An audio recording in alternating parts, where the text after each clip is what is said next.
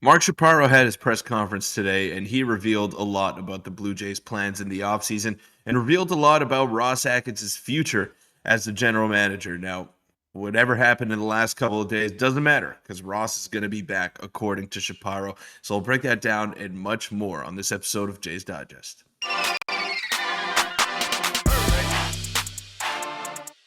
Up, Jays fans? I'm your host, Peter Vryonis, alongside host Nick Gosse. And the Mark Shapiro press conference is concluding as we speak right now at the time of this recording. And Nick, I mean, we heard a lot of interesting things. We heard a lot of things admitting to failure. We heard a lot of quotes looking ahead to the future and how to improve this ball club and how to get them to the place that we all thought they would be at. This year, and ultimately they didn't get to that point. We know how it all played out, how the team just underperformed in every sense of the way. And I mean, Mark Shapiro, he called some people out. He didn't take much accountability from what I heard, but I mean, he gave us some answers. He gave us some answers that we were looking for, and I guess that's some solace you could take heading into this offseason if you are a Blue Jay fan. Yeah, he called out Atkins a bit while also praising Atkins despite his, pretty bad run as of late. Before you get into that, make sure to hit the subscribe button. About 70% of you guys aren't subscribed. So we're on the road to 10,000, and that's a big goal of ours. Now, Peter, let's get right into it. You mentioned it there in the introduction. Ross Atkins will stay on as the Blue Jays GM. President Mark Shapiro says Ross will be back, and he had a lot more to say revolving around that decision. And we'll also have a video later tonight on some John Schneider information, which came out, which is crazy. But Peter, Ross Atkins is back. Not really surprising. I know some Jays fans wanted him fired. That was we wanted that as well, and I wouldn't have been mad to see a change of scenery, but they're going to give him one more year at the very, very least. And here's what he said before we get your opinion on that, because I know you have some strong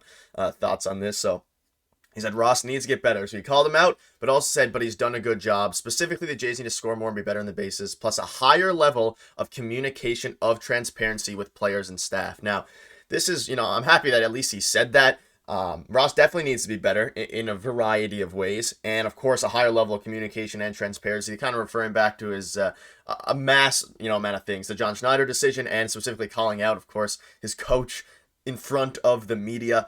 Peter, Atkins is back, and Shapiro did call him out a little bit and said he needs to be better, which I guess you have to do when you make a pretty bad, media and in-game decisions like they've been doing.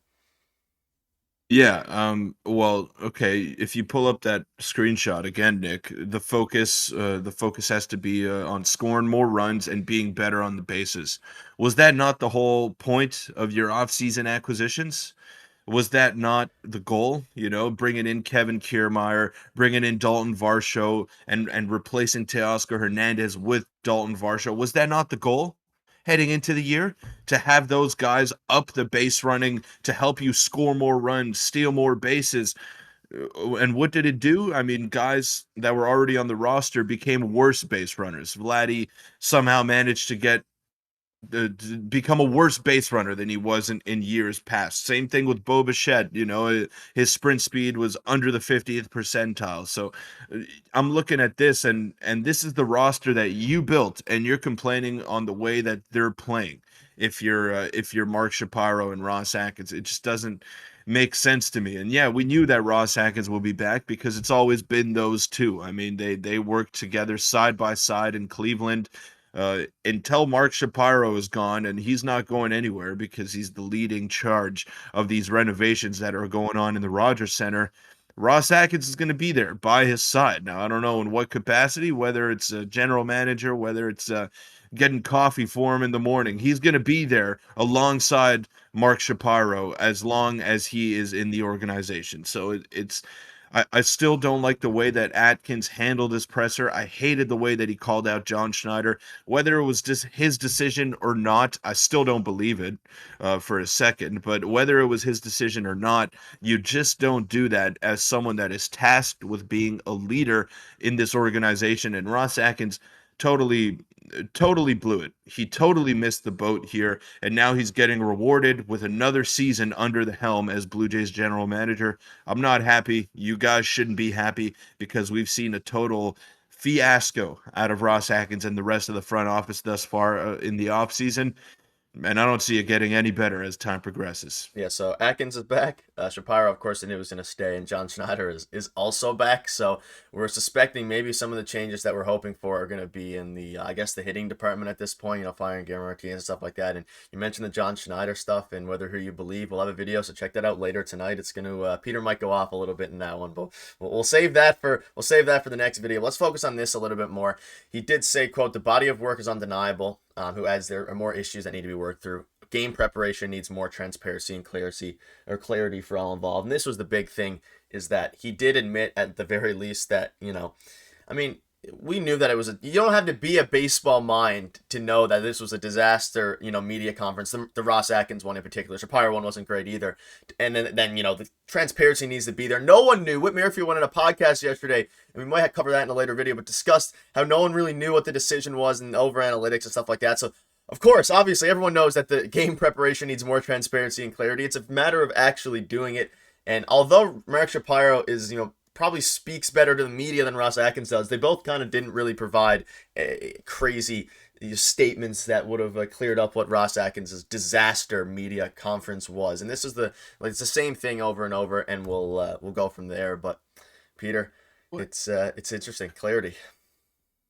Well, what body of work is he talking about? What exactly have the Blue Jays accomplished ever since those two took over?